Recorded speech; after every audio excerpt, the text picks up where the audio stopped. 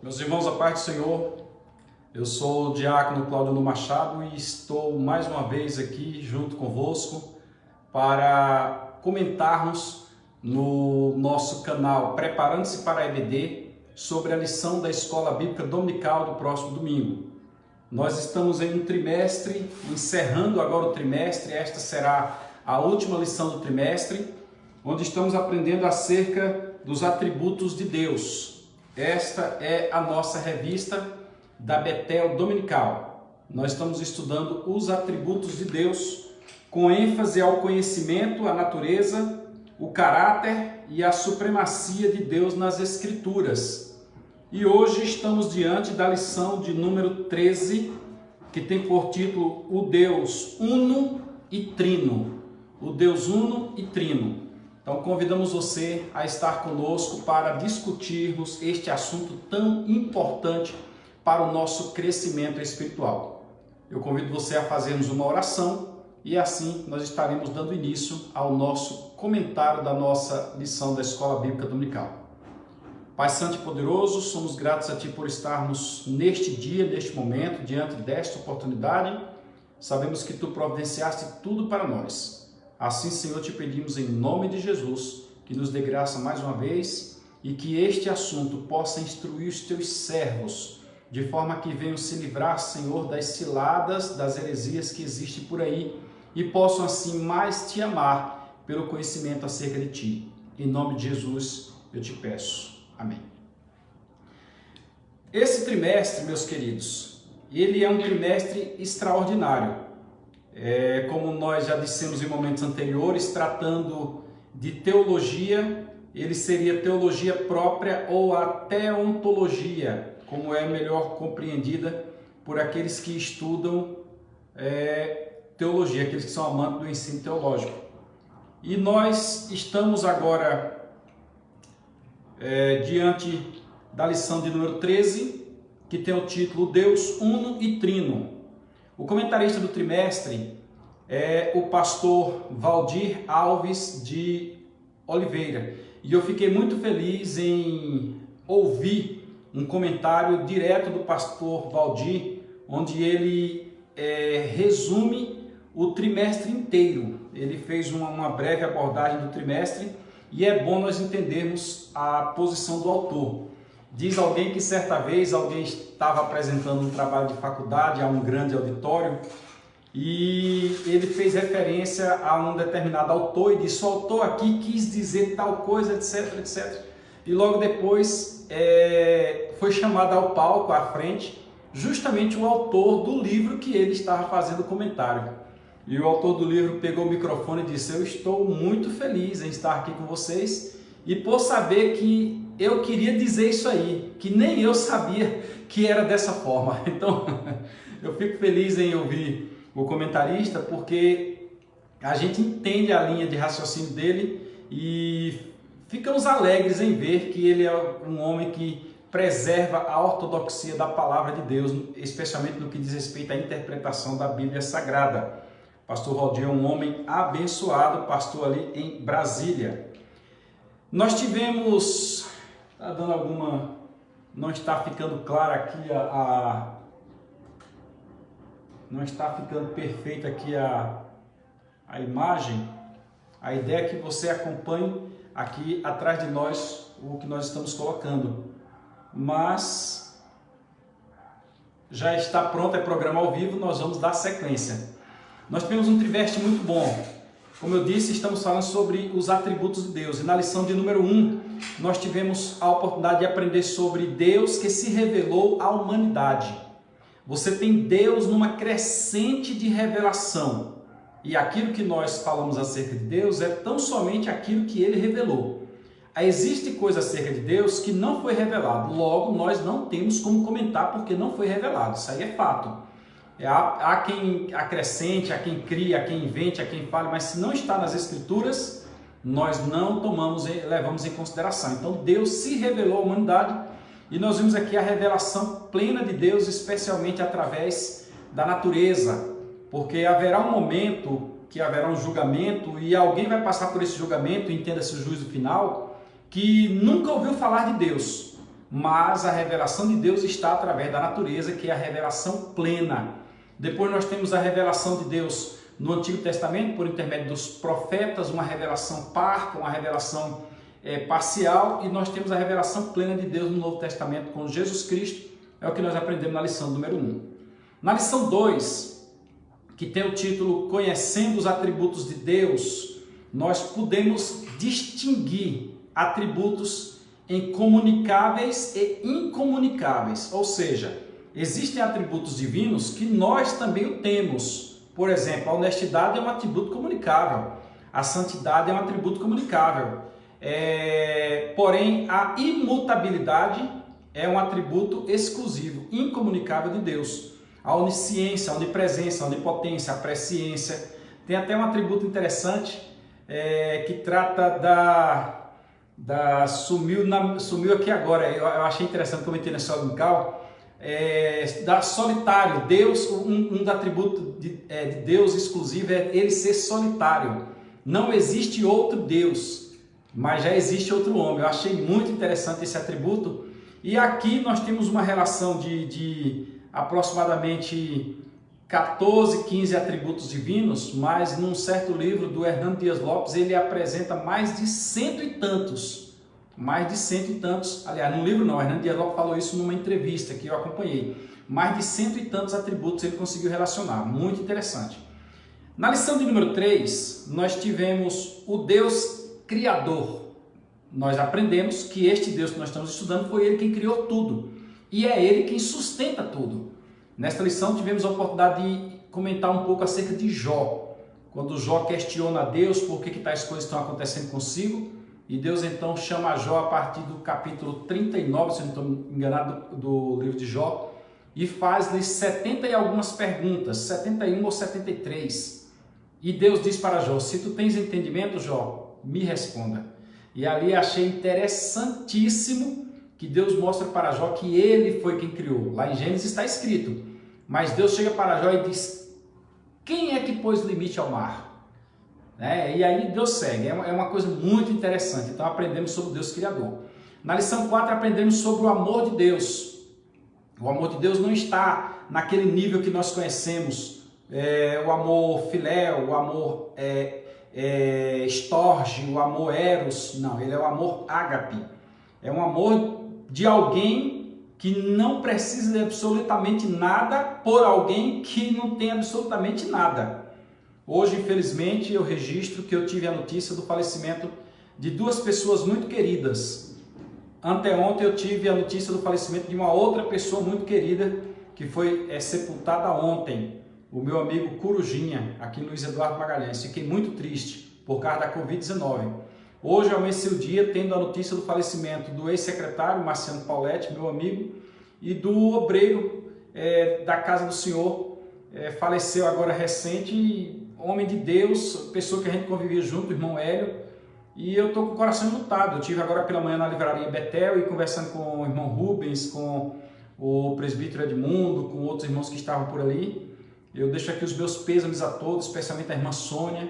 Nosso coração está rasgado, irmã Sônia. A gente sabe das perdas que a senhora teve agora esses dias. Deus abençoe.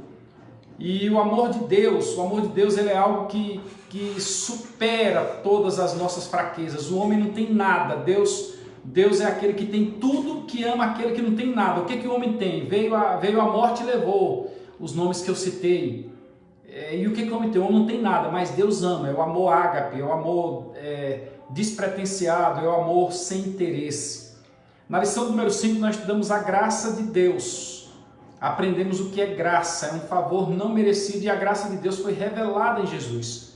Deus entregou o Filho para um sacrifício pela humanidade, e Jesus veio e cumpriu toda uma trajetória, tudo que tinha acerca dele nas Escrituras ele cumpriu, inclusive na cruz, ele cumpriu um dos últimos mandamentos, que era aquele de levar vinagre até sua boca. Nós temos uma live aí no YouTube a esse respeito, e Jesus passou por tudo aquilo para cumprir o projeto de Deus, a graça. Graça é algo que você não paga, ninguém precisa pagar. Já pensou homens ricos o que fariam diante de homens pobres? Como foi lá naquela época da compreensão da indulgência, que Martinho Lutero chegou a escrever as 95 teses sobre e fixar na porta da Catedral de Wittenberg? Quem teria dinheiro é quem entraria. Dessa forma, Deus põe de graça, ninguém precisa pagar nada. Nós estudamos na lição de número 5. Na lição 6, nós aprendemos o que seja misericórdia, que são 3 coisas que andam juntas: a justiça, a graça e a misericórdia. Ou a graça, a misericórdia e a justiça, independente da ordem. E misericórdia, ele é um termo que é utilizado no momento de julgamento. Alguém precisa, merece de uma punição, mas Deus não dá. Isso é misericórdia. Nós, como pecadores, merecemos ou merecíamos morrer, mas Deus não nos deixou morrer diretamente. Deus é longânimo, Deus nos dá o direito de vida eterna e isto é misericórdia. As misericórdias do Senhor são a causa de não sermos consumidos. Então nós aprendemos sobre misericórdia. Na lição de número 7 aprendemos sobre santidade, separação, exclusividade. Nós aprendemos que Deus é santo, Deus é amor, Deus é criador, Deus é amor, Deus é gracioso, Deus é misericordioso, Deus é santo. É um atributo comunicável. Nós também podemos ser santos e o texto diz: sede santo, como também é santo o vosso Senhor. Santidade, exclusividade, purificação. Nós estudamos isso na lição número 7. Na lição 8, estudamos o atributo conhecido como justiça. E uma coisa interessante, lá no Salmo está escrito que a justiça e a equidade são as bases do trono de Deus. Justiça e juízo, como está em outro local. Deus não age com ninguém com injustiça. Até no julgamento final, está na lição, o Senhor agirá com justiça. Por quê? Porque Ele deu as oportunidades e Ele agora vai cobrar de cada um de acordo com as oportunidades. Os próprios anjos vão receber naquele momento a devida punição. Então a lição de número 8 foi uma lição extraordinária quando nós aprendemos sobre o atributo da justiça de Deus. Na lição 9 nós estudamos o atributo da fidelidade, da bondade e da veracidade de Deus. Deus é fiel, Deus é bom e Deus é verdadeiro. No sentido de Deus é fiel, Deus não promete para não cumprir, ou seja, Deus não trai, Deus não engana.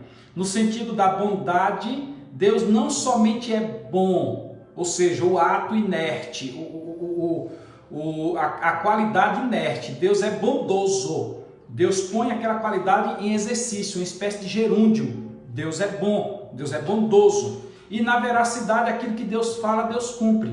Infelizmente, muitos são mentirosos, mas Deus é verdadeiro. Na lição de número 10, nós estudamos outros 3 atributos. Estudamos a sabedoria, a transcendência e a imanência. O atributo da sabedoria de Deus, sabedoria é um atributo comunicável. Transcendência e imanência já são questionáveis, porque quem transcende não está abaixo. Então Deus é transcendente e o homem não pode ser.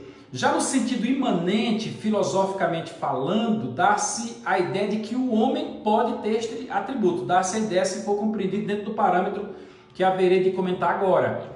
Então, quando disse que Deus é sábio, o atributo da sabedoria de Deus é pelo fato que tudo que Deus fez é perfeito. A organização de tudo. O ar é no limite, o sol é no limite, a luz é no limite, a água é no limite, tudo é no limite. Você tem alguma coisa, você se alimenta, a comida tem os nutrientes necessários e assim por diante. Sem falar das decisões de Deus, sem falar da organização de Deus. Deus tem um mundo organizado.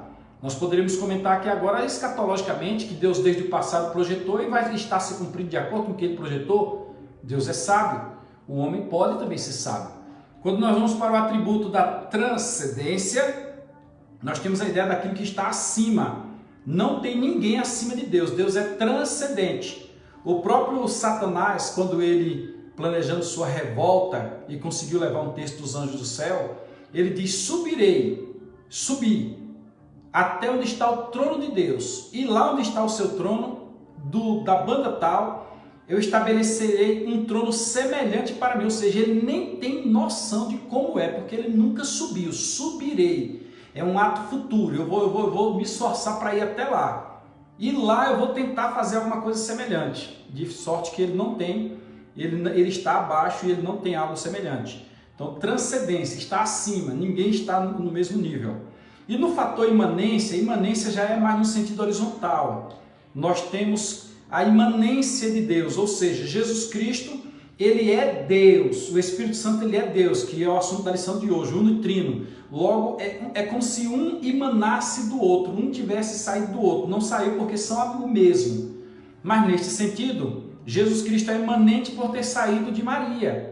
Muito interessante este assunto, muito interessante. Então a imanência é algo que é neste sentido atribuída também a Deus, ora, e Deus pode tudo, logo pode emanar também. Na lição de número 11, nós estudamos a soberania, a imutabilidade e a eternidade de Deus. O atributo da soberania vem no sentido de que ele é o pleno, ele é o excelso, ele é o magnífico, ele é o extraordinário. Não existe ninguém acima de Deus. Deus não está subordinado à ordem de ninguém, né? Então ele é soberano. É um atributo comunicável aos homens, mas não na sua essência, na sua excelsa qualidade. Isso aí só pertence a Deus. A imutabilidade é um atributo que o homem já não alcança, porque o homem muda. E tem até alguém que diz que prefere ser uma metamorfose ambulante do que ter aquela velha opinião formada sobre tudo. Deus não, Deus é imutável, Deus é o mesmo. Desde antes de criar o mundo até os momentos futuros, Deus é o mesmo.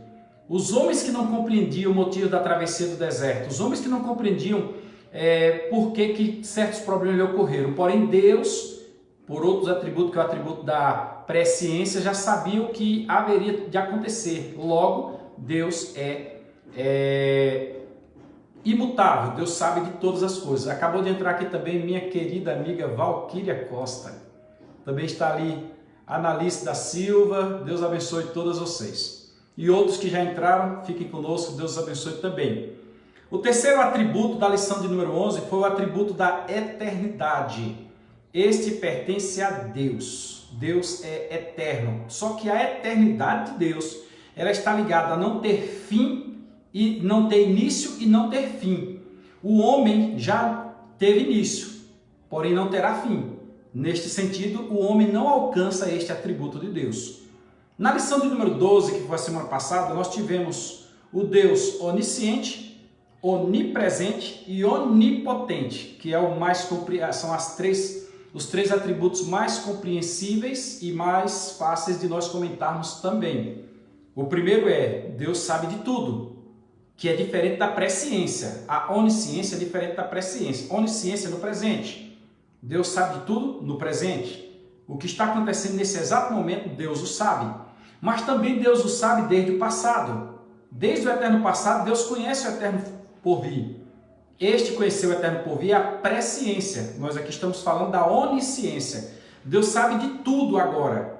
Deus, no segundo atributo da lição 12, onipresente. Deus está presente aqui comigo, está presente ali com Valquíria, Deus está presente lá no Japão, na Austrália, Deus está presente em todo mundo. Não vamos confundir presença de Deus com manifestação de Deus. A manifestação de Deus se dá onde tiver dois ou mais reunidos em seu nome, mas Ele está presente em todos os locais, inclusive lá no fundo do mar. E o Senhor questiona a Jó e diz: Jó, onde tu estavas quando a cabra montês te deu cria? Onde é que você estava? Logo, Deus está dizendo, eu estava lá. E você estava onde? Então, onipresença de Deus. E a onipotência de Deus é o atributo que só Ele tem.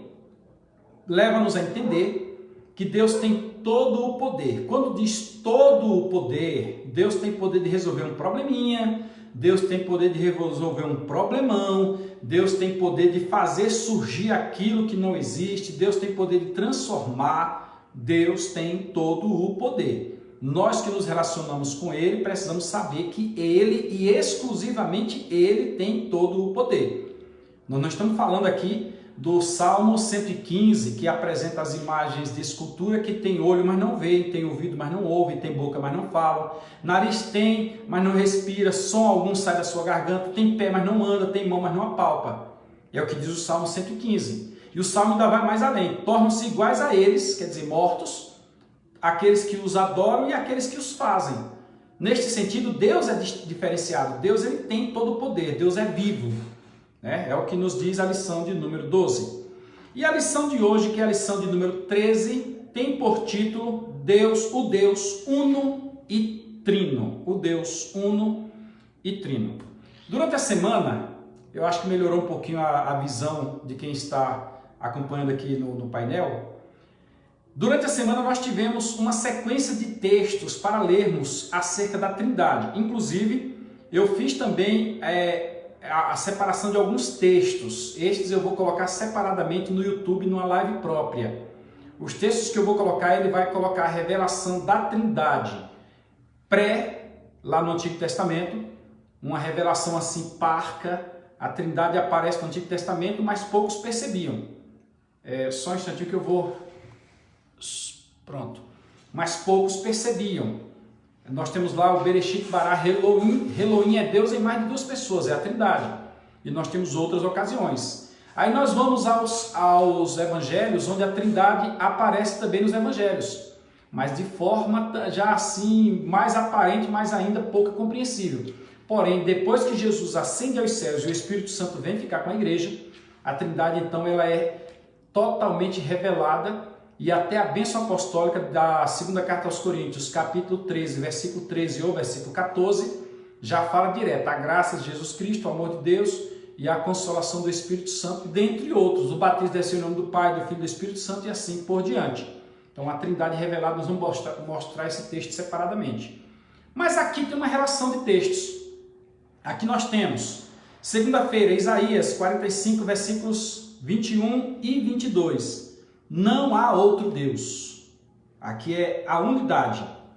Na terça-feira, João 14, Evangelho de João, capítulo 14, versículo 11, está escrito: Jesus está no Pai e o Pai está em Jesus. Nós já temos aqui pelo menos duas pessoas juntas. O Pai é Deus, Jesus é o Filho, mas os dois juntos. Na quarta-feira, primeira carta aos Coríntios, capítulo 8, versículo 6, diz: há um só Deus, o Pai, e um só Senhor, Jesus. Jesus reconhecido junto com Deus.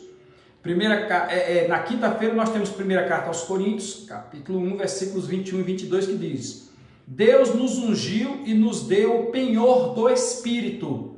Nós já temos aqui agora Deus e o Espírito. Deus e o Espírito. O penhor do Espírito é a garantia do arrebatamento da igreja. Enquanto o Espírito estiver conosco, nós temos a garantia de que a igreja será arrebatada. E na sexta-feira, carta aos Efésios, capítulo 1, versículos 12 a 14, nós temos as bênçãos espirituais de Deus em Jesus. Ou seja, no contexto da Trindade, nós temos já mais uma vez duas pessoas presentes. Até agora nós temos Deus e Jesus, nós temos Deus e o Espírito Santo, né? Aí no sábado, nós temos o livro de Judas, que só tem um capítulo, versículos 20 e 21, que diz: orar no Espírito e conversar e conservar o amor de Deus. Aqui nenhum desses textos mostra a Trindade junta, mas como eu já citei, existem vários outros. Devem bater em nome do Pai, do Filho e do Espírito Santo. A bênção apostólica ela é com a Trindade junta e assim por diante. E isso aí eu vou esclarecer lá na live no YouTube. Esse conteúdo aqui também vai para o YouTube, mas aqui nós estamos seguindo a dinâmica estabelecida para a lição da Escola Bíblica Dominical. Vamos à frente. Nosso texto de referência, se você não estiver vendo bem e quiser acompanhar na Bíblia Sagrada, está no Evangelho de João, no capítulo 10, versículo 30, no mesmo Evangelho de João, capítulo 14, versículos 10 e 11, e o mesmo Evangelho de João, capítulo 15, versículo 26. O 10:30 diz: eu e o Pai somos um. Eu e o Pai somos um, disse Jesus. Eu e ele somos uma só coisa. Quando vamos para capítulo 14, versículo 10 diz: não crês que tu e eu, não crês tu que eu estou no Pai e que o Pai está em mim? É uma pergunta de Jesus. As palavras que eu vos digo, não as digo de mim mesmo, mas o Pai que está em mim é quem faz as obras. Versículo 11. Crê-me que estou no Pai e o Pai em mim, crede-me ao menos por causa das mesmas obras. O que o Pai fez, Jesus fez. E lá no livro de Isaías está escrito que a forma de compreender, de perceber que o Messias viria, era que o Messias faria milagres. Ora, o que Jesus Cristo fez foi milagres. Inclusive, Jesus ressuscitou pessoas dentre os mortos. Não há milagre maior, não há maravilha maior. Vamos para o capítulo 15, versículo 26, ainda do texto de referência. Diz assim o versículo 26. Aliás, está escrito 26 e anotado 16. Deve ter um pequeno errinho aqui e eu vou conferir se é 26 ou 16. Só um instante para não termos nenhum erro. É o 15...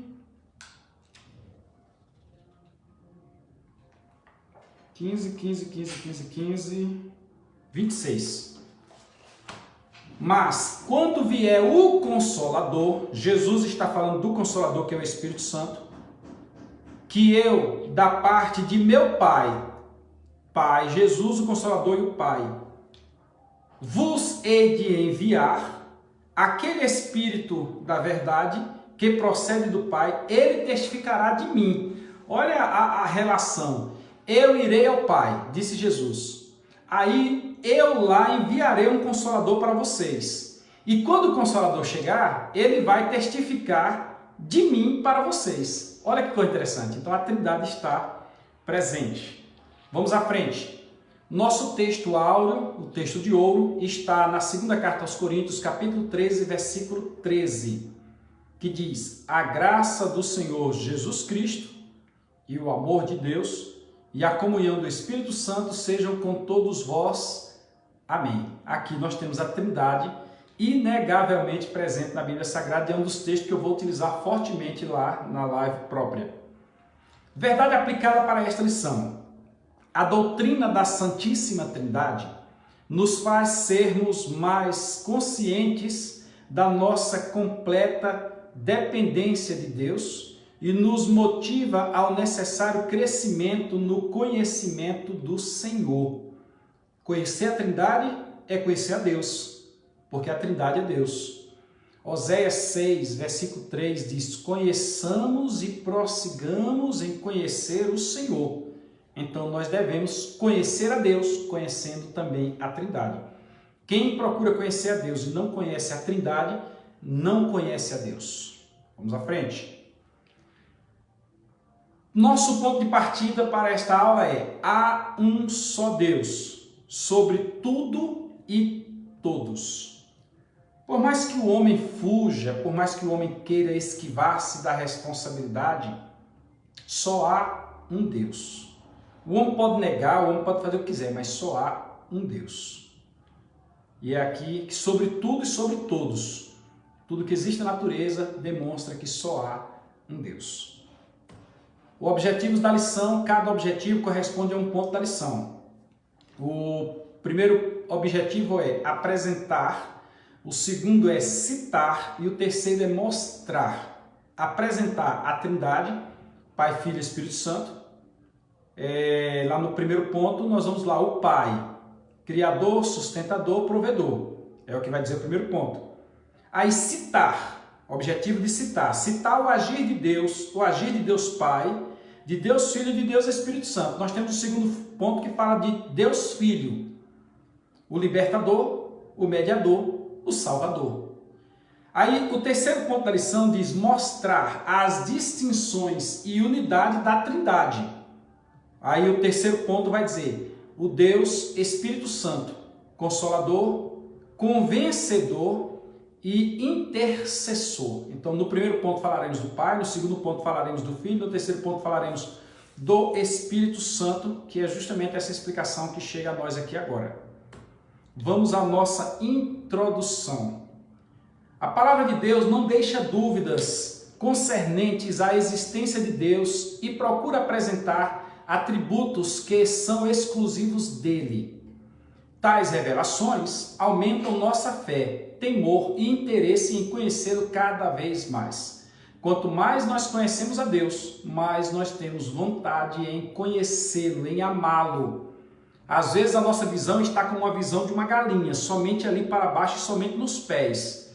Quando Muda no momento em que nós conhecemos a Deus, porque a visão melhora, nós passamos a ter uma amplidão do que Deus quer nos mostrar, bem diferente daquilo que nós conhecíamos. Por isso que disse que cai dos olhos uma venda quando nós estamos conhecendo melhor ao Senhor. O primeiro ponto da lição, conforme dito, fala sobre o Deus Pai. Vamos lá. O Deus Pai. Um só Deus e Pai de todos, o qual é sobre todos e por todos e em todos. Efésios 4, capítulo 6. Uno quer dizer único no seu gênero e espécie, indivisível, um Deus único.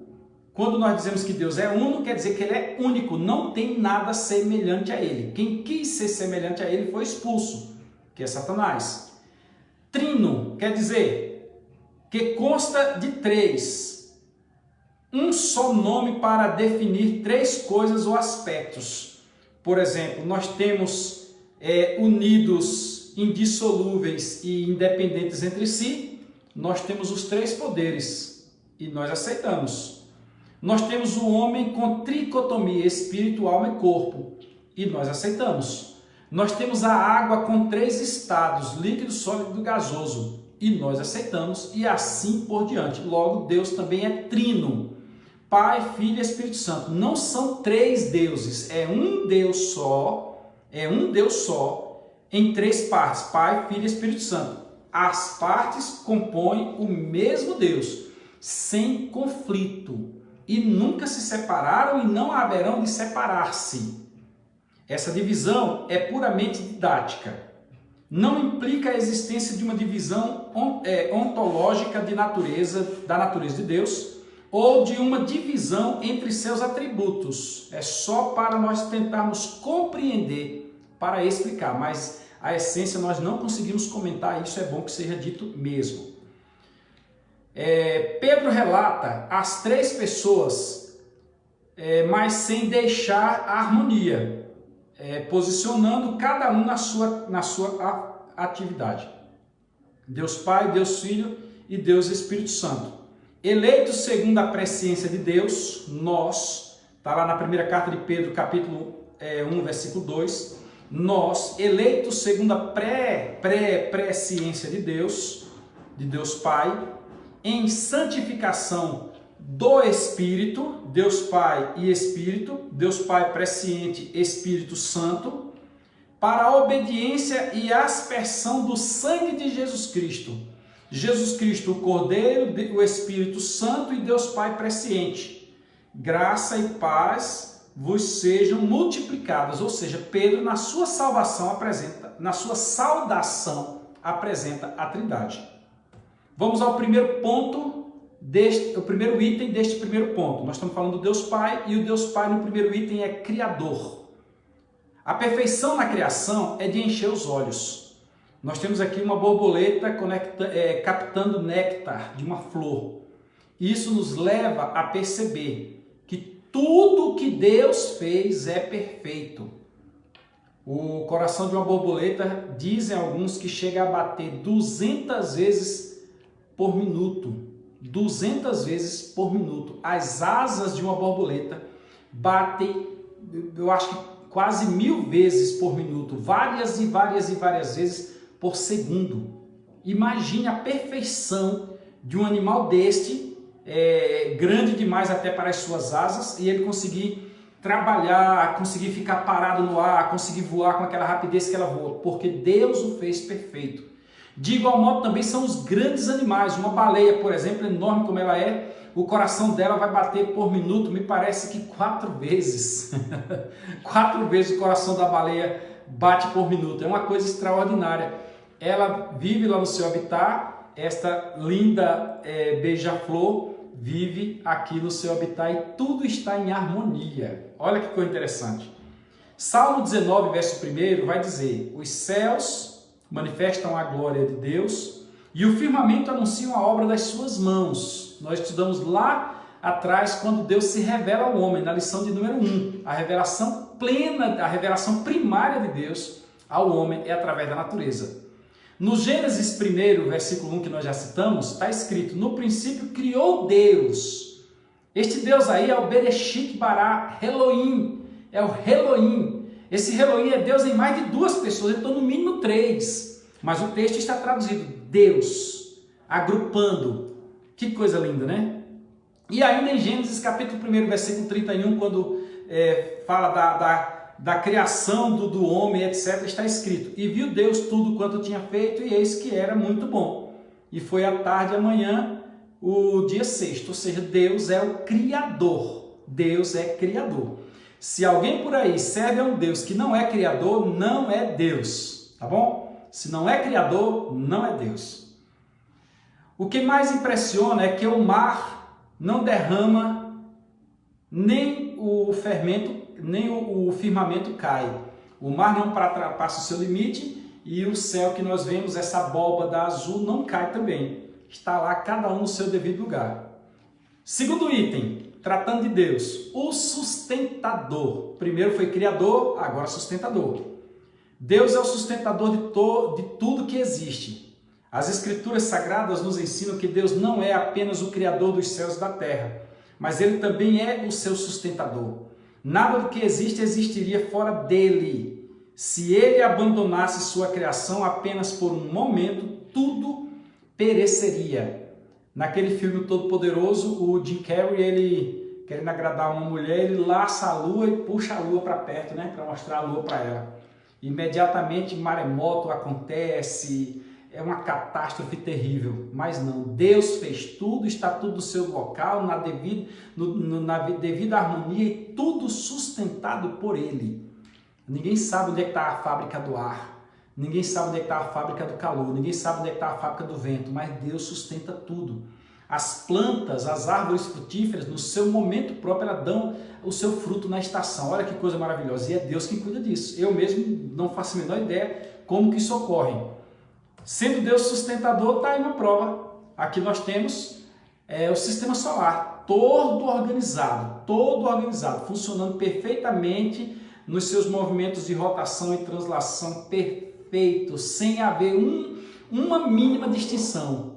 A Terra, por exemplo, faz um movimento em torno do Sol e em torno de si mesma, onde 365 dias e 6 horas depois, completamos um ano e no ano seguinte a mesma forma, e da mesma forma, e da mesma forma. E aí, quando passam-se 4 anos, nós temos os anos bissextos para adequar o nosso calendário. Mas que a Terra continua tendo o mesmo padrão e sempre foi assim. Que maravilhoso, né? Então Deus é o Criador, Deus é o sustentador.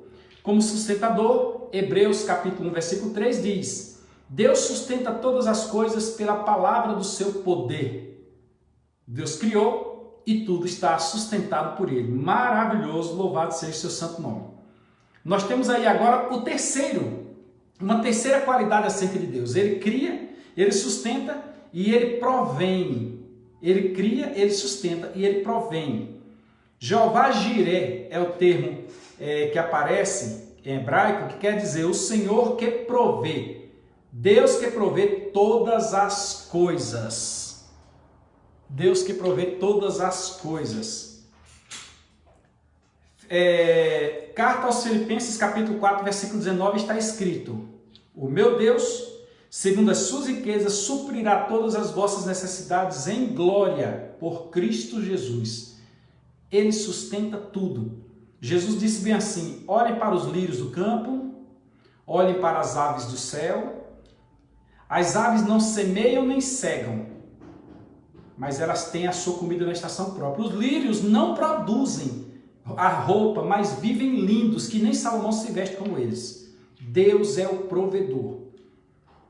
Neste sentido, nós aprendemos no primeiro ponto que o Deus Pai é o único Senhor e não há outro Deus senão um só. No segundo ponto, o Deus Filho. Está aqui a indicação de uma teologia sistemática, onde na teologia sistemática de Henry está escrito: o credo atanásio expressa a crença trinitariana da seguinte maneira. Trinitariano, o credo de Atanásio tem a crença trinitariana do Deus Trino da seguinte forma: adoramos um Deus em trindade e trindade em unidade, sem confundir as pessoas, sem separar as substâncias. Olha que maravilha! Desde a época dos pais da igreja, da patrística, que a ideia de trindade está esculpida em um credo. Inclusive, muita gente pode achar estranho o credo que eu vou citar, mas este credo, ele não é da Igreja Católica, ele é dos protestantes, dos evangélicos. Creio em Deus Pai Todo-Poderoso, Criador dos céus e da terra, e em Jesus Cristo, que é o que nós vamos falar aqui agora, seu único Filho, nosso Senhor, que nasceu da Virgem Maria, que padeceu sobre Pôncio Pilatos, que foi crucificado, morto e sepultado, que desceu à mansão dos mortos, que ressuscitou ao terceiro dia, que subiu aos céus e que está sentado à direita de Deus Pai Todo-Poderoso, donde há de vir julgar os vivos e os mortos.